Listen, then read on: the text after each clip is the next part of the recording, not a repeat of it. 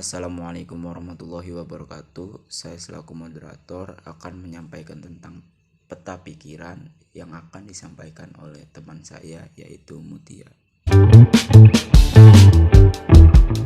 Baiklah, saya akan mempresentasikan peta pikiran. Apa itu peta pikiran?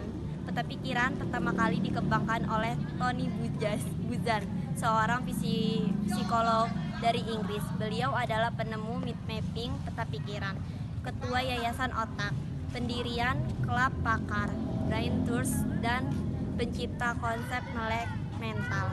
Mind mapping diaplikasikan di bidang pendidikan seperti teknik, sekolah, artikel, serta menghadapi ujian. Mind mapping dapat diartikan sebagai proses memetakan pikiran untuk menghubungkan konsep-konsep permasalahan tertentu di cabang-cabang sel saraf, membentuk koleransi konsep menuju pada suatu pemahaman dan hasil dituangkan langsung di atas kertas dengan animasi yang disukai dan gampang dimengerti oleh pembuatannya, sehingga tulisan yang dihasilkan merupakan gambaran langsung dari cara kerja koneksi-koneksi di dalam otak. Peta pikiran adalah cara mengembangkan kegiatan berpikir ke segala arah, menangkap berbagai pikiran dalam berbagai sudut. Peta pikiran mengembangkan cara berpikir dengan divergen dan berpikir kreatif. Mind mapping yang sering kita sebut dengan peta konsep adalah alat berpikir organisasional yang sangat hebat, yang juga merupakan cara termudah untuk menempatkan informasi ke dalam otak dan mengambil informasi itu ketika dibutuhkan. Menurut Tony Buzan, peta pikiran dapat membantu kita untuk banyak hal seperti merencanakan, berkomunikasi, menjadi lebih kreatif, menyelesaikan masalah, memusatkan perhatian, menyusun dan menjelaskan pikiran-pikiran, mengingat dengan baik, belajar lebih cepat dan efisien, serta melatih gambar keseluruhan. Pada dasarnya, peta pikiran adalah sebuah teknik pemanfaatan keseluruhan otak dengan menggunakan citra visual dan prasarana grafis lainnya untuk membentuk kesan atau quantum learning sesuai dengan namanya, peta. Pada dasarnya, teknik ini meniru peta geografi yang sudah akrab bagi seorang pelajar. Untuk memahami teknik ini, lihatlah sebuah peta dan perhatikan gambarnya. Untuk peta provinsi, selalu digambarkan ibu kota provinsi dengan tanda, biasanya lingkaran. Yang jelas kemudian dari ibu kota tersebut digambarkan jalan-jalan ke seluruh kabupaten dan kota yang ada di provinsi tersebut. Demikian juga dengan peta kabupaten. Dari ibu kota kabupaten akan muncul garis-garis yang merupakan jalan menuju kecamatan-kecamatan yang ada di wilayahnya. Demikian pula peta pikiran. Setiap poin kunci ditulis kemudian dihubungkan dengan topik utama dengan garis. Mind mapping akan sangat bermanfaat dalam pembelajaran, terutama dalam keterampilan mencatat dan mengingat, antara lain membantu dengan kemampuan otak untuk berkonsentrasi, memungkinkan esensi materi menjadi jelas secara visual, relatif lebih jelas urutan dan informasinya, membuat sambungan antara ide-ide mudah untuk dilihat, meningkatkan daya ingat menjadi long term memory, meningkatkan keyakinan kita dalam kemampuan kita untuk belajar. Beberapa manfaat metode pencatatan menggunakan mind mapping antara lain: 1. Tema utama terdefinisi secara sangat jelas karena dinyatakan di tengah. 2. Level keutamaan informasi teridentifikasi secara lebih baik.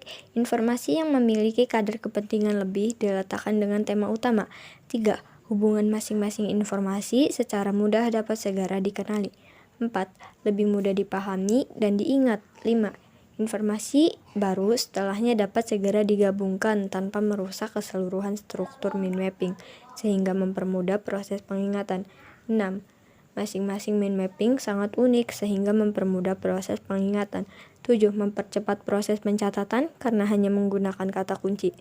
Mind map dapat digunakan untuk membantu siswa dalam memahami, mengorganisasikan, dan memvisualisasikan materi dan aktivitas belajarnya secara kreatif dan atraktif. Siswa dapat memetakan apa yang dilakukan teman-temannya. Siswa dapat memetakan tentang proses dan hasil yang dilakukannya. Siswa dapat memetakan tentang apa yang dibicarakannya. Siswa dapat memetakan tentang apa yang didengarnya. Siswa dapat memetakan tentang apa yang harus dipresentasikannya di kelas, dan siswa dapat memetakan maka aktivitas belajar lainnya, baik yang berkenan dengan perencanaan, pelaksanaan maupun hasil belajarnya. Dengan mind mapping, siswa dapat diajak untuk mengkonstruksi pengetahuan secara efektif sesuai apa yang dipahaminya masing-masing, bukan menjiplak pengetahuan secara pembuatan. Saat mencatat, kita menyusun secara berurutan apa yang disampaikan oleh si pembicara. Kita akan merasa bingung untuk melihat kaitan-kaitan antara gagasan, informasi yang disampaikan pembicara untuk menjelaskan poin sebelumnya. Setelah kita melakukan perurutan, catatan tidak dapat langsung ditempatkan pada poin tersebut. Seringkali terjadi permasalahan antara poin yang sudah ditulis dengan penjelasan yang disampaikan terakhir dari si pembicara.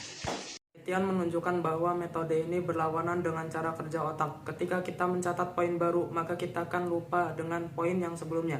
Hal ini dikarenakan otak tidak digunakan untuk menangkap pesan dari yang kita tulis, sehingga sulit untuk mengingat kembali. C. Cara menyusun mind mapping. Berikut cara menyusun mind mapping. Di antaranya: 1. Di antara kertas, buatlah lingkaran dari gagasan utama. 2. Tambahkan cabang dari pusatnya untuk tiap-tiap poin kunci, gunakan pulpen warna-warni. 3. Tulislah kata kunci pada tiap-tiap cabang, kembangkan untuk menambah detail. 4. Tambahkan simbol dari ilustrasi. 5. Gunakan huruf-huruf kapital. 6. Tulislah gagasan-gagasan penting dengan huruf-huruf yang lebih besar. 7. Hidupkanlah mind mapping kita. 8. Garis bawahi kata-kata itu dan gunakan huruf-huruf tebal. 9. Bersikap kreatif dan berani. 10. Gunakan bentuk acak untuk menunjukkan poin atau gagasan.